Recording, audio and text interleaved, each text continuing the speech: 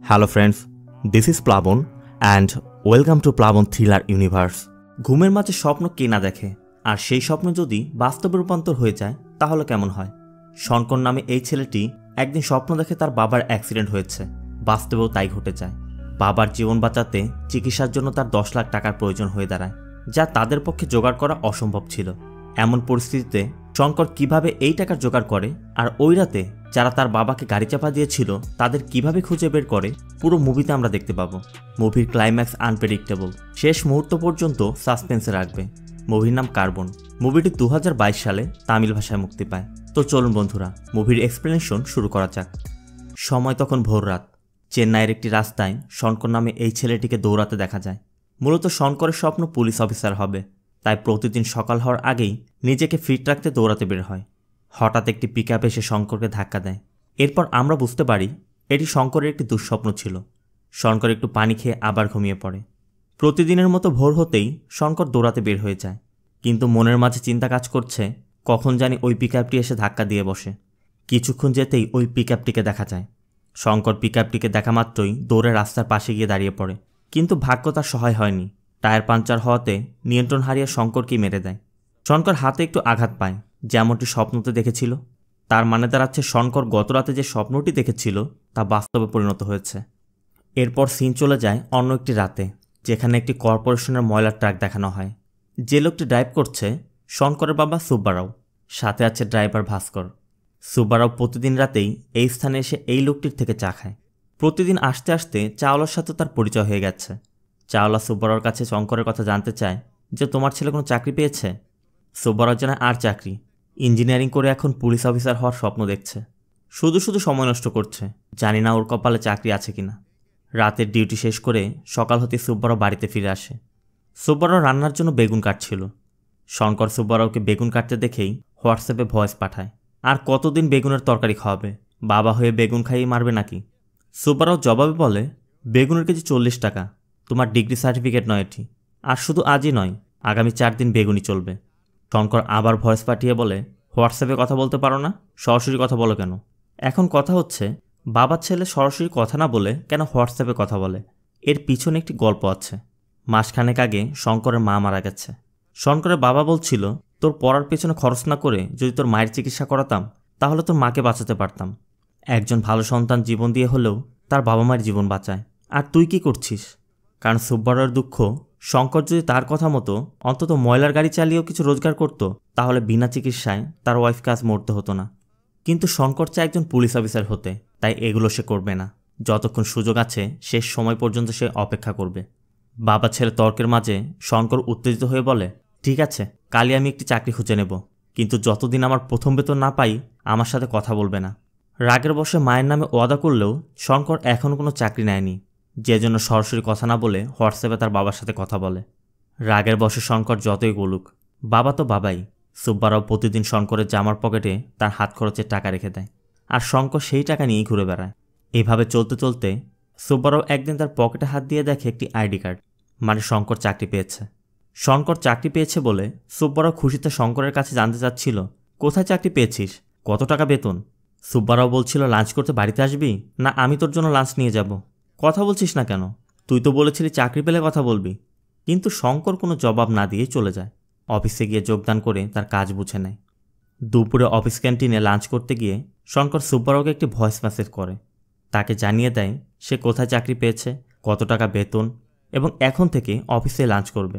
শঙ্কর বাবাকে এটাও মনে করিয়ে দেয়, চাকরি পেয়েছি বলে ভেবো না এখনই তোমার সাথে সরাসরি কথা বলবো, প্রথম বেতন পরই আমি তোমার সাথে গিয়ে কথা বলবো। শঙ্করের কথা শুনে সামনে থাকা লাবণ্য জানতে চায়, তুমি তোমার বাবার সাথে এভাবে হোয়াটসঅ্যাপে কেন কথা বলো? শঙ্কর বলে, তেমন কিছু না, বাবার সাথে একটু ভুল বোঝাবুঝি হয়েছিল, তখন রাগের মাথায় বলেছিলাম চাকরির প্রথম বেতন না পাওয়া পর্যন্ত সরাসরি কথা বলবো না, এই আর কি। লাবণ্য বলে, তুমি তোমার মাকে অনেক বেশি ভালোবাসো মনে হয়। শঙ্কর বলে, এটাই তো স্বাভাবিক, সকল সন্তানেরাই মাকে আগে ভালোবাসে, কিন্তু বড় হতে হতে বাবাকেও ভালোবেসে ফেলে।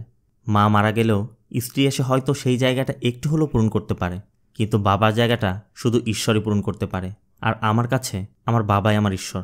অন্যদিকে সুব্বারাওকে দেখা যায় কর্পোরেশনে গিয়ে চাকরি ছেড়ে দেওয়ার কথা বলছে, কারণ তার চাকরি 30 বছর হয়ে গেছে। এখন চাকরি ছাড়লে সে ভালো একটা পেনশনের টাকা পাবে। যা দিয়ে সে শঙ্করের পুলিশ অফিসার হওয়ার স্বপ্ন পূরণ করতে পারবে। সারাদিনের কাজ শেষে কোম্পানির মালিক শঙ্করকে ডেকে তার প্রথম দিনই পুরো মাসের বেতন দিয়ে দেয়, কারণ লাবণ্য বসকে সব কিছু জানিয়েছে। এই বসও আবার তার বাবাকে খুবই ভালোবাসত, তাই শঙ্করকে বেতনের টাকা দিয়ে বলে, এখন আর হোয়াটসঅ্যাপে কথা বলতে হবে না, তুমি এই বেতনের টাকা তোমার বাবার হাতে দিয়ে সরাসরি গিয়ে কথা বলো। বেতনের টাকা পেয়ে বাবার জন্য কিছু কেনাকাটা করে শঙ্কর বাড়িতে ফিরে আসে। সুব্বারাও তখন ডিউটিতে আছে। শঙ্কর রাতে ঘুমের মধ্যে স্বপ্ন দেখে তার বাবা ফোনে কথা বলতে বলতে রাস্তা পার হচ্ছিল, তখনই একটি কালো রঙের গাড়ি তার বাবাকে ধাক্কা দিয়ে চলে যাচ্ছে। ঘুম ভাঙতেই শঙ্কর সুব্বারাওকে কল করে, কিন্তু সুব্বারাও ফোন কেটে দিচ্ছিল। ফোনে না পেয়ে শঙ্কর বাবার খোঁজে বেরিয়ে পড়ে।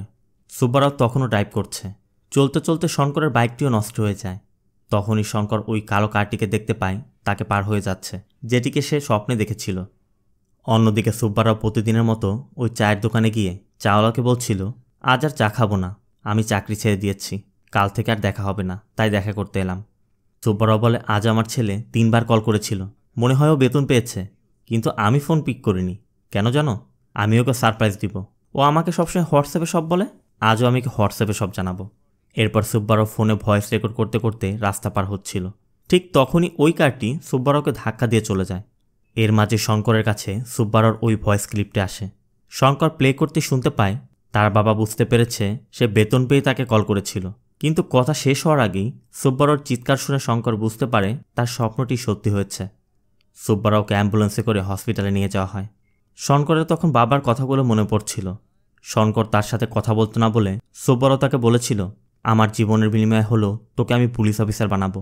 ট্রাকের হেল্পার ভাস্কর সুব্বারাওর ফোন ও ঘরের চাবিটি দিয়ে যায়। একজন পুলিশ কনস্টেবল এসে শঙ্করকে জানায় অ্যাক্সিডেন্টের জায়গাটিতে কোনো সিসিটিভি ইনস্টল করা নেই, তাই কে বা কারা অ্যাক্সিডেন্টটি করেছে আপাতত বোঝা যাচ্ছে না। প্রত্যক্ষদর্শী কেউ রেজিস্ট্রেশন নম্বরও দেখেনি। এই জন্য কনস্টেবল শঙ্করকে আগামী দিন থানায় গিয়ে একটি hit and run case register করতে বলে। এরপর তদন্ত করে তারা দেখবে। কিছুক্ষণ পর ডক্টর এসে জানায় মাথায় প্রচুর আঘাত পেয়েছে, বডিও রেসপন্ড করছে না, এইভাবে থাকলে কোমায় চলে যাবে। যদি আর জ্ঞান ফিরে না আসে বাঁচানো সম্ভব হবে না। তবে কাল বিকেলের মাঝে যদি জ্ঞান ফিরে না আসে বাড়িতে নিয়ে যেও, কারণ এখানে প্রতিদিন চিকিৎসার জন্য তোমাকে 1 লাখ টাকা করে পে করতে হবে। শঙ্কর শুধু বাবার সাথে একবার দেখা করতে চায়। সুব্বারাওকে আইসিইউতে রাখা ছিল। শঙ্কর সুব্বারাওর পাশে গিয়ে বাবা বলে ডাকতে থাকে, বলে, বাবা কথা বলো, আমি বেতন পেয়েছি, বাবা কথা বলো আমার সাথে। শঙ্করের কান্না দেখে সিস্টার তাকে শব্দ করতে নিষেধ করছিল। এরপর শঙ্কর সুব্বারাওর ফোন বের করে শঙ্করের মায়ের ছবিটি সামনে ধরে বলে, আমার সাথে কথা না বলো, মার সাথে কথা বলো বাবা। তখনই হোয়াটসঅ্যাপের নোটিফিকেশন শব্দ শুনে সুব্বারাও আঙ্গুল নাড়াতে থাকে, যা দেখে শঙ্কর কন্টিনিউস হোয়াটসঅ্যাপে মেসেজ করে যাচ্ছিল। সুব্বারাও আঙ্গুল নাড়াচ্ছে। সুব্বারাওয়ের হাত নাড়ানো দেখে সিস্টার ডক্টরকে ডেকে আনে। ডক্টর সুব্বারাওর এই কন্ডিশন দেখে একজন নিউরোসার্জনকে ভিডিও কলের মাধ্যমে সুব্বারাওয়ের সকল টেস্টের রিপোর্ট দেখায়। ওই ডক্টরের সাথে কথা বলে ডক্টর শঙ্করকে বলে, তোমার বাবার জ্ঞান ফিরলেও তার শঙ্কা রয়ে গেছে, দ্রুত তাকে সার্জারি করাতে পারলে হয়তো বাঁচানো যাবে। আর এই অপারেশন আমরা করাতে পারবো না, ওই ডক্টরই করবে, আর তাকে দিয়ে অপারেশন করাতে 10 লাখ টাকা পে করতে হবে। শঙ্কর ডক্টরকে জানায়, আমার বাবা একজন গার্বেজ ট্রাক ড্রাইভার, আমিও সবেমাত্র চাকরি পেয়েছি, এত টাকা আমরা কোথায় পাবো? ডক্টর বলে, যারা অ্যাক্সিডেন্ট করেছে যদি তাদের ধরতে পারো থার্ড পার্টি ইন্স্যুরেন্সের মাধ্যমে হসপিটালের বিল ম্যানেজ করা যাবে। যদি তুমি তাদের ধরতে পারো, ধরো তোমার সমস্যার সমাধান হয়ে গেছে। এরপর শঙ্কর ভাস্করের কাছে যায়, জানতে চায় ওখানে কি ঘটেছিল। ভাস্কর জানায়, তোমার বাবা চা খেয়ে ট্রাকে ফিরছিল, আচমকা ওই কারটি এসে মেরে দিয়ে চলে যায়। শঙ্কর কারের নম্বরের ব্যাপারে জানতে চাইলে ভাস্কর বলে, অন্ধকার থাকাতে নম্বর দেখা যায়নি, তবে কালো রঙের গাড়ি ছিল। শঙ্কর চলে যাচ্ছিল। ভাস্কর ডেকে বলে, হসপিটালে খরচ কিভাবে মেটাচ্ছ? দরকার পড়লে আমার গ্রামের একটা জমি আছে, ওটা বেচে 1 লাখ টাকা ম্যানেজ করতে পারবো। শঙ্কর বলে, তুমি বলেছ এটাই যথেষ্ট, আমার তোমার টাকার প্রয়োজন নেই। শঙ্কর চলে যাওয়ার পর ভাস্কর ঘরে এলে ভাস্করের ওয়াইফ বলে, তুমি কেনই পাপ করছো, শুধুমাত্র ওই টাকার জন্য? এখানে জানা যায় যে কারটি অ্যাক্সিডেন্টটি করেছিল তারা ভাস্করকে 1 লাখ টাকা দিয়ে চুপ থাকতে বলেছে। মূলত ভাস্কর টাকাটা নিয়েছে লোভে পড়ে নয়, তাদের বিশ্বস্ততা জন্মাতে। কারণ তারা বলেছে কাউকে কিছু বললে তাকেও তারা মেরে ফেলবে। আর ওই 1 লাখ টাকাই ভাস্কর জমি বিক্রির কথা বলে শঙ্করকে দিতে চেয়েছিল। জীবনের ভয়ে ভাস্কর সত্যিটা গোপন করে গেছে। পরবর্তী দিন লিফটের মাঝে হসপিটালের একজন ওয়ার্ড বয়কে দেখা যায়। হঠাৎ করে তার অ্যাকাউন্টে 25,000 টাকা করে 4 বারে মোট 1 লাখ টাকা ডিপোজিটের মেসেজ আসে। মুভিতে ওয়ার্ড বয়ের নাম দেয়া হয়নি, তাই আমি তাকে রানা বলে ডাকছি। রানার বিশ্বাস হচ্ছিল না যে তার অ্যাকাউন্টে এত টাকা ঢুকেছে। তাই যাচাই করতে পাশের একটি এটিএমে গিয়ে রানা 10,000 টাকা উইথড্র করে। তখন বুঝতে পারে সত্যিই তার অ্যাকাউন্টে টাকা এসেছে। টাকা নিয়ে রানা দ্রুত একটি বারে যায় এবং মদ খেতে খেতে ভাবছিল এত টাকা কে তার অ্যাকাউন্টে ট্রান্সফার করলো। তখনই ওই কালো রঙের কারটিকে দেখানো হয়। কারে থাকা এই ব্যক্তির নাম কিশোর। কিশোর রানাকে কল করে বলে, হঠাৎ 1 লাখ টাকা দেখে নিশ্চয়ই অবাক হচ্ছ, ওই টাকা তোমাকে ফেরত দিতে হবে না। তুমি শুধু একটি কাজ করে দাও, আইসিইউতে একজন ট্রাক ড্রাইভার আছে, তাকে খুন করতে হবে। খুনের কথা শুনেই রানা ভয় পেয়ে যাচ্ছিল। কিশোর বলে, কিসের ভয়? এর জন্য তোমাকে কোনো কিছু করতে হবে না, 2 মিনিটের জন্য শুধু অক্সিজেন মাস্কটি রিমুভ করতে হবে। যদি কাজটি করতে রাজি হও এখনই তুমি আরও 3 লাখ টাকা পাবে। টাকার লোভে পড়ে রানাও রাজি হয়ে যায়। অন্যদিকে আমরা শঙ্করকে দেখতে পাই হসপিটালের উদ্দেশ্যে বের হচ্ছে। এরপর দেখা যায় রাস্তায় ফোনের দিকে তাকিয়ে হাঁটার সময় বৈদ্যুতিক খুঁটিতে আঘাত পায়। হসপিটালে গিয়ে তার বাবার কপালে টিকা দিয়ে সে হসপিটাল থেকে থানার দিকে যাচ্ছিল। তখনই হসপিটালে গেটে তার স্কুল জীবনের বন্ধু ডাউটের সাথে দেখা হয়ে যায়। মূলত তারা মজা করে তাকে ডাউট বলে ডাকত। ডাউট একজন ইন্স্যুরেন্স এজেন্ট। শঙ্করের মুখে তার বাবার অ্যাক্সিডেন্টের কথা শুনে ডাউট প্রথমে দুঃখ প্রকাশ করে। এরপর তার থেকে একটি হেলথ ইন্স্যুরেন্স করাতে বলে। শঙ্কর বলে, আজ থানায় যাচ্ছি, কাল এই সময় আসিস, তখনই আমি করে নেব। শঙ্কর হেঁটে হেঁটে থানায় যাচ্ছিল। হঠাৎ এক অন্ধ মেয়ে শঙ্করকে দেখে বই কিনতে বলে। শঙ্কর মেয়েটিকে দেখে তার কাছ থেকে বই না নিয়ে তাকে 20 টাকা দিয়ে যায়। এরপর এক ডাব বিক্রেতাকে দেখা যায় তার ফুল বিক্রেতা গার্লফ্রেন্ডের সাথে উকিঝুঁকি মারছে। শঙ্কর যাওয়ার সময় ডাবের খোসায় পিছলে ওই লোকের সাইকেলের উপর পড়ে যায়। রাগের বশে তখন ওই ডাব বিক্রেতা শঙ্করকে থাপ্পড় দিয়ে পাঠিয়ে দেয়। এরপর শঙ্কর একটি লোকাল মাইক্রোবাসে উঠে থানায় যায়।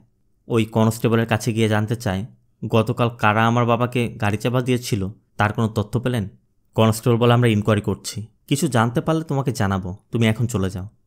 থানা থেকে ফিরে রাতে শঙ্কর একটি রেস্টুরেন্টে খেতে যায়। বাবার কথা চিন্তা করে শঙ্কর খেতেও পারছিল না, তাই খাবারটিকে পার্সেল করে নিয়ে যাচ্ছিল। যাওয়ার পথে এক এটিএম সিকিউরিটিকে দেখে শঙ্কর তাকে বিরিয়ানির পার্সেলটি দিয়ে দেয়। এরপর হসপিটালে গিয়ে বাবার বেডের পাশে বসে ঘুমিয়ে পড়ে। আপনাদের মনে হতে পারে শঙ্কর সারাদিন যা যা করলো তা বলার কি দরকার ছিল। কেন আমি সব কিছু বলেছি এবং দেখিয়েছি তা আপনারা একটু পরেই বুঝতে পারবেন। শঙ্কর ওই রাতের দৃশ্যটি স্বপ্নে দেখছিল। শঙ্কর দেখে ওই কালো কারটি একটু দূরে গিয়ে দাঁড়িয়ে আছে। কারের দরজা খুলে যখনই কেউ বের হবে তার চেহারা দেখার আগেই ক্লিনার মহিলা এসে শঙ্করকে জাগিয়ে দেয়। রাগে শঙ্কর তাকে মারতে যাচ্ছিল, কিন্তু চুপচাপ বের হয়ে চলে যায়। এর কিছুক্ষণ পর ওই ক্লিনার মহিলাকে দেখা যায় বসে বসে পান খাচ্ছে। শঙ্কর ওই মহিলার কাছে গিয়ে বসে, বলে, আমাকে ভয় পাবেন না, আপনি ময়লা ঝাড়ু দেন, আর আমার বাবা ময়লার গাড়ি চালাতো। শঙ্কর মহিলাকে বিষয়টি খুলে বলে যে আমি ছোট থেকেই যে স্বপ্নগুলো দেখি বাস্তবে পরিণত হয়। আমার বাবার কার অ্যাক্সিডেন্ট হয়েছিল, ওই গাড়িটি আমি স্বপ্নে দেখছিলাম। যখনই কার থেকে কেউ নামতে যাচ্ছিল চেহারা দেখার আগেই আপনি আমাকে জাগিয়েছেন। আমি যদি তাকে দেখতে পেতাম তাহলে ইন্স্যুরেন্সের টাকায় আমার বাবার অপারেশন করাতে পারতাম। এই জন্য রেগে হাত উঠিয়েছিলাম, আমাকে মাফ করে দিবেন। মহিলা বলে, আমি তো না জেনেই জাগিয়েছি, বাদ দাও, স্বপ্নই তো, আবার দেখা যাবে। আমাকেই দেখো না, আমি গত সপ্তাহে একটি মুভি দেখেছিলাম, রাতে স্বপ্নে ওইগুলোই দেখেছি। আবার পরদিন ওই মুভি দেখেছি, রাতে স্বপ্নে ওইগুলোই দেখেছি। আবারও পরদিন ওই মুভি দেখেছি, রাতে আবারও সেগুলো দেখেছি। তুমিও একটি কাজ করো, সারাদিন যা যা করেছিলে আবার করো, যা যা পরিধান করেছিলে, যেখানে যেখানে গিয়েছিলে, যা খেয়েছিলে, যাদের সাথে দেখা করেছিলে, আবার করো, দেখবে ওই স্বপ্ন আবারও দেখবে। মহিলার কথা শুনে শঙ্কর ভাবতে থাকে সে সারাদিনে কার কার সাথে কী করেছিল। ব্যক্তিগতভাবে আমি জানি না এই থিওরির কোনো ভিত্তি আছে কিনা, তাই আমি এ সম্পর্কে কিছু বলতে চাই না। কিন্তু শঙ্করের জন্য এছাড়া কোনো উপায় ছিল না। তাই বাবার চিকিৎসার টাকা জোগাড় করতে তাকে ওই স্বপ্ন আবারও দেখতে হবে। বাড়ি ফিরে শঙ্কর পোশাকগুলোকে ওয়াশ করে দেয়। এরপর সকাল হতেই সেম ড্রেস পরে ইচ্ছা করে ওই খুঁটিতে গুঁতো খায়। হসপিটালে গিয়ে বাবার মাথায় টিকা দিয়ে বের হতেই আবার তার ডাউটের সাথে দেখা হয়। ডাউট মূলত এসেছিল ইন্স্যুরেন্স করাতে, কিন্তু শঙ্কর তার সাথে ঠিক ওই রকম আচরণ করে যেমনটি গতদিন প্রথম দেখায় করেছিল। গতদিনের মতো আবার অসুস্থতার কথা বলে আগামী দিন ইন্স্যুরেন্স করাতে আসতে বলে। এরপর ওই অন্ধ মেয়েটির কাছে যায়, কিন্তু মেয়েটি সেখানে নেই। পাশে খোঁজ নিয়ে জানা যায় বইয়ের দোকানের মালিক মেয়েটাকে আসতে নিষেধ করে দিয়েছে। শঙ্কর ঠিকানা নিয়ে ওই মেয়েটির বাড়িতে যায়, জানতে চায় কেন সে বই বিক্রি করতে যাচ্ছে না। মেয়েটির মা জানায় ও পড়াশোনা করতে চায়, কিন্তু আমার সাধ্য নেই, তাই ওকে কাজে পাঠাই। অন্ধ বলে এখন ওকে কাজেও দিচ্ছে না। শঙ্কর তখন মেয়েটিকে কিছু বই কিনে দিয়ে আগামী দিন আবার কাজে যেতে বলে। এরপর পরদিন প্ল্যান মতো আবার ওই ঘটনাগুলো ঘটাতে শুরু করে। ডাব বিক্রেতা তখন জিএফের সাথে ইশারায় কথা বলছে। শঙ্কর ইচ্ছাপূর্বক ডাবগুলোকে ফেলে দিলেও আজ ডাব বিক্রেতা শঙ্করকে থাপ্পড় দেয় না। শঙ্কর বারবার তাকে রিকোয়েস্ট করছিল আমাকে মারুন, আমাকে মারুন, কিন্তু ডাবওয়ালা হেসেই তাকে পাঠিয়ে দেয়। এখানে দেখানো হয় গতদিন ডাবওয়ালা শঙ্করকে মারার জন্য তার গার্লফ্রেন্ড তাকে ওয়াদা করিয়েছিল এমন হুটহাট রেগে যেন কাউকে সে আঘাত না করে, যদি তারপরও করে তাহলে সে আর তার সাথে সম্পর্ক রাখবে না। এই জন্য ওয়াদা রাখতে ডাবওয়ালা রাগ চেপে শঙ্করকে পাঠিয়ে দিয়েছে। এরপর শঙ্কর হসপিটালে ফিরে যায়। ডক্টর জানায় তোমার বাবার অবস্থা দিন দিন খারাপ হয়ে যাচ্ছে, যত দ্রুত সম্ভব সার্জারি করাতে হবে। রাতে শঙ্কর ওই ডাব বিক্রেতার সাথে দেখা করে, তাকে সব কিছু খুলে জানায়। এরপর পরদিন শঙ্কর আবার ওই কাজগুলো করতে করতে ডাবওয়ালার কাছে যায়। ডাবওয়ালা ডাব ফেলে দিলে ডাবওয়ালা শঙ্করকে চর মেরে তাড়িয়ে দেয়। এদিকে শঙ্করকে চর মারাতে ডাবওয়ালার ফলোয়ারের মাঝে আবার যুদ্ধ শুরু হয়ে গেছে। শঙ্কর সেখান থেকে থানায় গিয়ে ওই কথাগুলোই বলে যেগুলো আগের দিন সে বলেছিল। কনস্টেবল বলে, ঘটনা 3 দিন আগের আর তুমি বলছো গতদিন হয়েছে। তারপরও শঙ্কর ওই কথাগুলি বলছিল দেখে কনস্টেবল মনে করে বাবার অ্যাক্সিডেন্টের কারণে শঙ্করের হয়তোবা মাথা নষ্ট হয়ে গেছে, তাই সেম উত্তর দিয়ে তাকে বিদায় করে দেয়। এরপর শঙ্কর রেস্টুরেন্টে গিয়ে বিরিয়ানির পার্সেল করায় এবং ওই এটিএম সিকিউরিটির কাছে যায়। কিন্তু এখানেও আরেক সমস্যা। গতদিন শঙ্করের দেয়া বিরিয়ানি খাওয়ার পর সিকিউরিটি একটি নিউজে দেখেছিল কেউ একজন এটিএম সিকিউরিটিকে খাবারের সাথে ঘুমের ওষুধ খাইয়ে 28 লাখ টাকা এটিএম থেকে চুরি করেছে। এই ভয়ে সিকিউরিটি আজ বিরিয়ানি খেতে চাচ্ছে না। বাধ্য হয়ে শঙ্কর পাশে থাকা এক ভিখারিকে বিরিয়ানি দিয়ে যায়। সিকিউরিটি দেখে বিরিয়ানি খাওয়ার পরও ওই ভিখারির কিছুই হয়নি, তাই সে শঙ্করের সাথে কথা বলে। শঙ্কর তাকে পুরো বিষয়টি খুলে জানায় যে কেন সে এগুলো করছে। সিকিউরিটি সব শুনে বলে, ঠিক আছে ভাই, তুমি আগামীকাল আবার বিরিয়ানি নিয়ে এসো, আমি রাখব। পরবর্তী দিন শঙ্কর আবারও ওই সকল কাজগুলো করে হসপিটালে ফিরে যায়। আজ আর তার কোনো সমস্যা হয়নি। সব কিছু করার পরও সারা রাতেও শঙ্কর ওই স্বপ্নটি দেখতে পায় না। সকালবেলা ওই মহিলাকে জানালে সে বলে, নিশ্চয় তুমি কিছু ভুল করেছ, কিছু একটা মিস করেছো, ভেবে দেখো। শঙ্কর আবার ভাবতে থাকে কি হয়েছিল। তখন তার মনে পড়ে ওই দিন ওই মাইক্রোবাসে সে একটি মেয়েকে 10 টাকা ভাঙতি দিয়েছিল, যা সে মিস করে গেছে। পরবর্তী দিন শঙ্কর আবারও চেষ্টা করে, কিন্তু ওই মেয়েটিকে কোথায় পাবে? ওই মেয়েটি তো এখন আসছে না। এরপরই ওই মেয়েটিকে দৌড়ে আসতে দেখা যায়। দুজন গুন্ডা মেয়েটিকে তাড়া করছিল। শঙ্কর ওই গুন্ডা দুজনের হাত থেকে মেয়েটিকে উদ্ধার করে। এরপর তারা একটি রেস্টুরেন্টে গিয়ে কথা বলছিল। মেয়েটি জানায় তার নাম স্বপ্না, সে তার দাদির সাথে এখানেই থাকে। তারা একটি বাড়ি লিজ নিয়েছিল, কিন্তু ওই গুন্ডারা জোরপূর্বক বাড়িটি দখল করে তাদেরকে বের করে দিয়েছে। স্বপ্না বলে, আমি এখানে কাউন্সিলরের কাছেও গিয়েছিলাম, সে 10 লাখ টাকার বিনিময়ে সেটেল করে দেওয়ার ওয়াদা করেছিল, কিন্তু এখন উল্টো আমাদেরকে ছেড়ে দিচ্ছে। আর যে ছেলে দুটো এসেছিল তারা তারই লোক। সেটেলমেন্টের জন্য 10 লাখ টাকা কথা শুনে শঙ্কর তার পরিস্থিতির কথাটা স্বপ্নাকে খুলে জানায়। বলে, ওই টাকাটা আপনি আমাকে দিন, আমি আপনার সমস্যার সমাধান করে দেব। শঙ্করের বাবার অসুস্থতার কথা শুনে ও কোনো উপায় না দেখে স্বপ্না শঙ্করের কথা রাজি হয়ে যায়। তাই শঙ্করকে ওই বাড়িতে নিয়ে যায় যেটা তারা লিজ নিয়েছিল। এখন এই বাড়িটি একটি পার্সেল ডেলিভারি অফিস হিসেবে ব্যবহার হচ্ছে। শঙ্কর ম্যানেজারকে মেরে তাকে ভয় দেখায়। তখন ম্যানেজার কথা দেয় যে 2 দিনের মাঝে তারা বাড়ি খালি করে দিবে এবং চাবিও হ্যান্ডওভার করবে।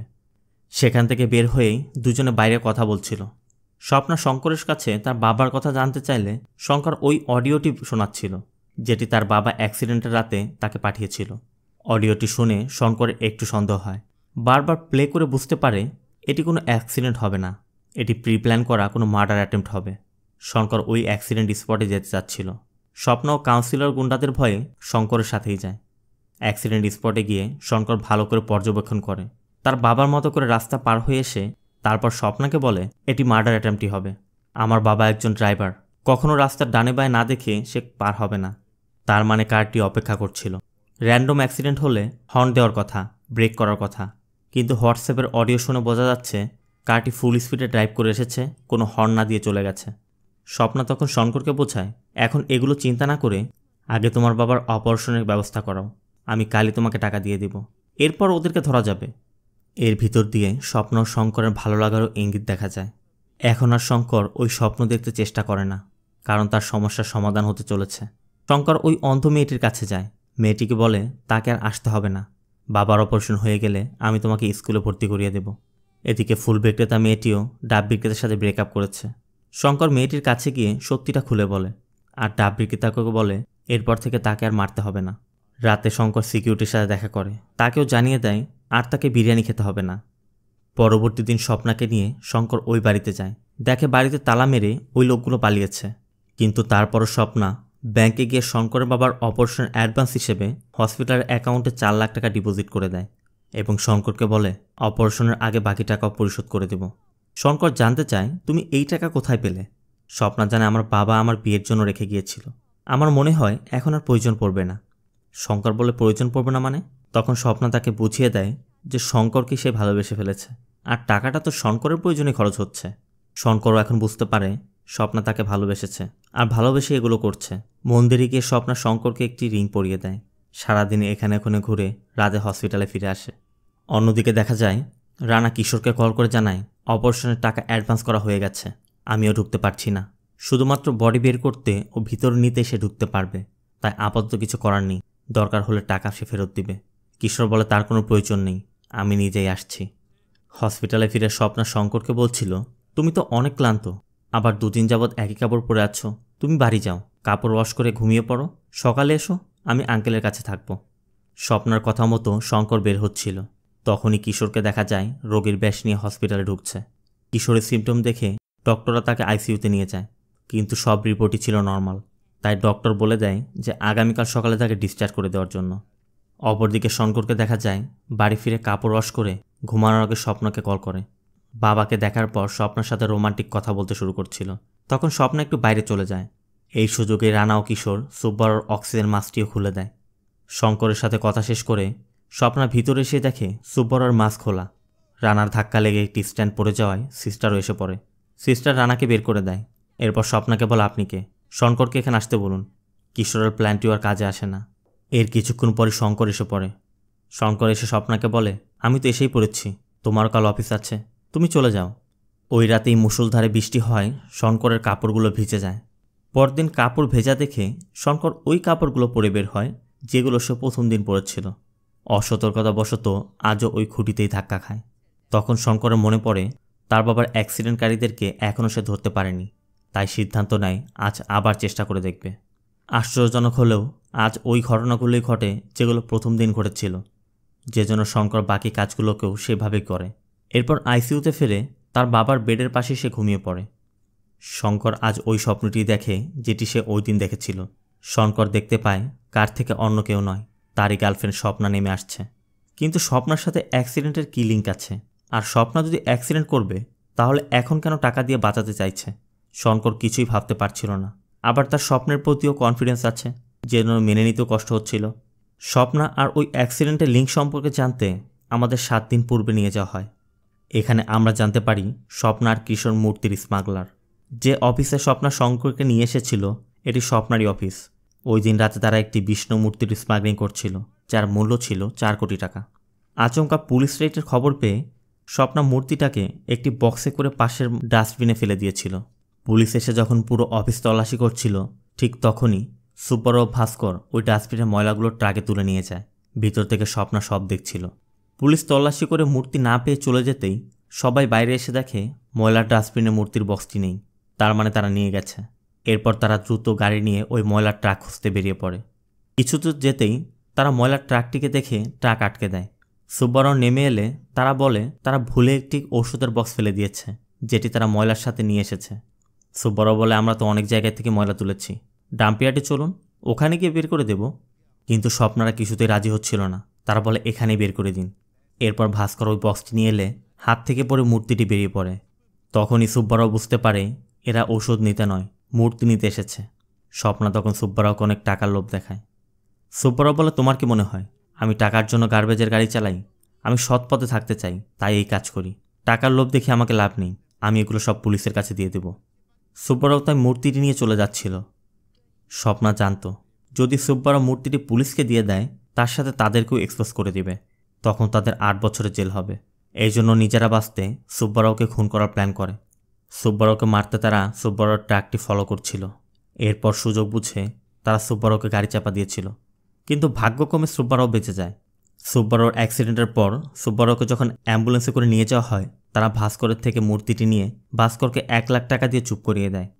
সুব্বারাও বেঁচে আছে শোনার পর তাদের মাঝে ভয় কাজ করছিল, কারণ যদি সুব্বারাও সুস্থ হয়ে ওঠে তাহলে সে সব বলে দিতে পারে। এরপর তারা ওয়ার্ড বয়কে তাদের ফাঁদে ফেলে সুব্বারাওকে মারার প্ল্যান করে। কিন্তু ওয়ার্ড বয়কে দিয়ে যখন কাজ হচ্ছিল না তখন শঙ্করকে ডাইভার্ট করতে স্বপ্নার নাটকটি সাজিয়েছে। শঙ্করকে বিশ্বাস জোগায় স্বপ্নায় চিকিৎসার 10 লাখ টাকা দিবে, কিন্তু শঙ্কর খুবই চালাক ছিল। আস্তে আস্তে অ্যাক্সিডেন্টের তথ্য বের করে ফেলছিল। এদিকে আইসিইউতে পরিবারের লোক ছাড়া কাউকে ঢুকতে দেওয়া হয় না। তখন শঙ্করের আস্থা নিয়ে ওই রাতে তারাই আইসিইউতে সুব্বারকে মারার প্ল্যান করছিল। রানার ধাক্কায় স্ট্যান্ডটি পড়ে যাওয়াতে সিস্টার এসে পড়ায় ওই প্ল্যানটিও তাদের বানচাল হয়ে যায়। এই জন্য এখন তারা নতুন প্ল্যান করছে। অন্যদিকে স্বপ্ন দেখে শঙ্কর এটা শিওর হয়েছে যে স্বপ্নে অ্যাক্সিডেন্টে করেছে, তবে এখন তার সামনে কোনো অপশন নেই। যেভাবেই হোক স্বপ্ন থেকে বাকি টাকা নিয়ে তার বাবার অপারেশন করাতে হবে, কারণ স্বপ্না তো জানে না যে সে সব কিছু জেনে গেছে। প্রশ্ন শুধু একটাই, স্বপ্না কী জন্য তার বাবাকে মারতে চাচ্ছিল। মূল ঘটনাটা তো তখনও শঙ্কর জানে না। তাই মূল ঘটনা জানতে শঙ্কর কর্পোরেশনে ভাগাড়ে যায়, খোঁজ নেয় তার বাবা কোন কোন রুটের ময়লা আনত। রুট জেনে শঙ্কর ওই জায়গাগুলোতে যায়, যেখানে একটি ডাস্টবিনের সামনে গিয়ে দেখতে পায় এই সেই অফিস যেখানে স্বপ্না তাকে নিয়ে এসেছিল। তার মানে এখানেই কিছু লুকিয়ে আছে। পাশে একটি সিসিটিভি ক্যামেরা দেখে শঙ্কর থানায় যায়। ওই কনস্টেবলকে পুরো বিষয়টি খুলে জানায় যে ওই রাতে সিসিটিভি ফুটেজ চেক করলে জানা যাবে ওই রাতে আসলে কী ঘটেছিল। কনস্টেবল শঙ্করকে নিয়ে ওই সিসিটিভি ফুটেজ চেক করে, যেখানে দেখা যায় ওই রাতে পুলিশের জিপ আসার আগে স্বপ্না ওই ডাস্টবিনের পাশে গিয়েছিল। এরপরই সুপারের ট্রাক ডাস্টবিন থেকে ময়লা নিয়ে চলে যাওয়ার পর স্বপ্না আবার ওই ডাস্টবিনের পাশে এসে কিছু চেক করে। শেষবার আসার পর তারা গাড়ি নিয়ে বের হয়েছিল। তার মানে এমন কিছু তারা ফেলেছিল যার কারণে তারা সুব্বারর অ্যাক্সিডেন্টটি করিয়েছে। এখান থেকে হসপিটালে ফিরলে ডক্টর শঙ্করকে জানায় 24 ঘন্টার মাঝে অপারেশন না করালে তোমার বাবাকে আর বাঁচানো যাবে না। শঙ্কর ডক্টরকে বলে কোনো অসুবিধা নেই, আপনি প্রস্তুতি নিন, আমি সব ম্যানেজ করছি। এরপর আমরা কনস্টেবলকে দেখতে পাই স্বপ্নাদেরকে ওই ভিডিওটি দেখাচ্ছে। কনস্টেবল তাদের কাছে ভিডিও দেখিয়ে 50 লাখ টাকা ডিমান্ড করে। উপায় না দেখে স্বপ্নাও বলে ঠিক আছে 50 লাখ টাকা আমরা ঠিকই দিব, কিন্তু শঙ্করকে চুপ করাতে হবে। কনস্টেবল তখন তাদেরকে একটি রেলওয়ে ক্রসিংয়ের কথা বলে যে ও আমাকে অনেক বিশ্বাস করে, আমি ওকে ওখানে নিয়ে আসবো। এরপর স্মোক করার কথা বলে আমি নেমে গেলে তোমরা ওকে মেরে ফেলো। আমার কথা যদি বিশ্বাস না হয় আমাকে টাকা ওই রেল ক্রসিংয়ে দিলেই হবে। এখানে আমাদের দেখানো হয় ডক্টরের সাথে কথা শেষে শঙ্করই কনস্টেবলকে স্বপ্নার কাছে পাঠিয়েছিল। কনস্টেবল সেখান থেকে ফিরে এসে শঙ্করকে বলে ওরা মূর্তির স্মাগলিং করে, আর এই বিষয় সম্পর্কে জেনে যাওয়ায় তোমার বাবার আজ এই অবস্থা। কনস্টেবল বলছিল যা আমরা অ্যাসিস্ট্যান্ট কমিশনারকে জানিয়ে একটা ব্যবস্থা নিতে পারি, কিন্তু শঙ্কর বলে এখন আমার এত সময় নেই। 24 ঘন্টার মাঝে অপারেশন না করাতে পারলে আমার বাবাকে বাঁচানো যাবে না। শঙ্কর বলে আমাদের এই প্ল্যান মতোই কাজ করতে হবে। কাল ওরা আপনাকে টাকা দিলে ট্রেন আসা মাত্রই আমি টাকা নিয়ে রেল লাইন ক্রস করে পালিয়ে যাব, তাহলে ওরা আর কিছু করতে পারবে না। কথা মতো পরবর্তী দিন কনস্টেবল শঙ্করকে ওই রেলওয়ে ক্রসিংয়ে নিয়ে যায়। স্বপ্নারা একটু দূর থেকে ফলো করছিল। স্বপ্না কনস্টেবলকে কল করে শঙ্করকে একটি হ্যান্ডকাপ লাগিয়ে রাখতে বলে। কনস্টেবল প্রথমে বলে আমার কাছে তো হ্যান্ডকাপ নেই। তখন স্বপ্না কনস্টেবলকে পাশে একটি জায়গার কথা বলে যেখানে তারা আগে থেকে হ্যান্ডকাপ রেখেছে। কনস্টেবল হ্যান্ডকাপটি এনে শঙ্করকে পড়াতে চাচ্ছিল না, কারণ ওরা তাকে মেরে ফেলবে। কিন্তু শঙ্কর বলে দেখুন আমার কিছু হলেও আপনি টাকা নিয়ে যেতে পারবেন, তাতেও আমার বাবা বেঁচে যাবে। আমার বাবা একদিন বলেছিল একজন সন্তান জীবন দিয়ে হলেও তার বাবা মাকে বাঁচায়, তাই আপনি আর দেরি করবেন না। কনস্টেবল হ্যান্ডকাপ লাগানোর পর স্বপ্না কনস্টেবলকে ওই জায়গাতে টাকার কথা বলে দেয়। কনস্টেবল টাকাগুলোকে নিয়ে দ্রুত রেলওয়ে ট্র্যাক ক্রস করে চলে যায়। এরপর স্বপ্নের লোকেরা শঙ্করকে মারতে আসে। তখনই ওই ডাবওয়ালাকে দা হাতে দেখা যায়, কারণ শঙ্কর গত রাতেই স্বপ্ন দেখেছিল আজ কি হতে চলেছে। সেজন্য সে সবাইকে ডিরেকশন দিয়ে এখানে নিয়ে এসেছে। এখানে শুধু ডাবওয়ালা নয়, ওই সিকিউরিটি, ডাউট এবং সেই মেয়েটিকেও দেখা যায়। তারা শঙ্করকে বাঁচানোর চেষ্টা করছিল, কিন্তু এর মাঝেও স্বপ্না শঙ্করকে মারতে গিয়ে আসে। শঙ্কর স্বপ্নার দাঁটি ধরে ফেলে। শঙ্করের হাতের রিং দেখে স্বপ্নার তখন মনে পড়ে যায় এটি সে শঙ্করকে পরিয়ে দিয়েছিল। শঙ্কর বলে দেখো স্বপ্না, আমি আবার বলছি আমি তোমার হাতে মরলেও খুশি থাকব। স্বপ্না তখন নিজের ভুল বুঝতে পারে, তাই হাত থেকে দা ফেলে শঙ্করের হ্যান্ডকাপটি খুলে দিয়ে শঙ্করকে যেতে দেয়। এর কয়েকদিন পর হসপিটাল থেকে ডিসচার্জ হয়ে সুব্বারাও বাড়ি ফিরছে। যারা শঙ্করকে সাহায্য করেছিল সবাই তাকে দেখতে এসেছে। এখানে আমরা এটাও জানতে পারি মূর্তি চোরাচালানের অপরাধে স্বপ্না ও তার গ্যাংকে অ্যারেস্ট করা হয়েছে। মুভিটি এখানেই শেষ করা হয়। ভিডিওটি ভালো লাগলে ভিডিওতে লাইক দিয়ে চ্যানেলটি সাবস্ক্রাইব করতে ভুল করবেন না। আর এতক্ষণ আমাদের সাথে থাকার জন্য ধন্যবাদ সকলকে।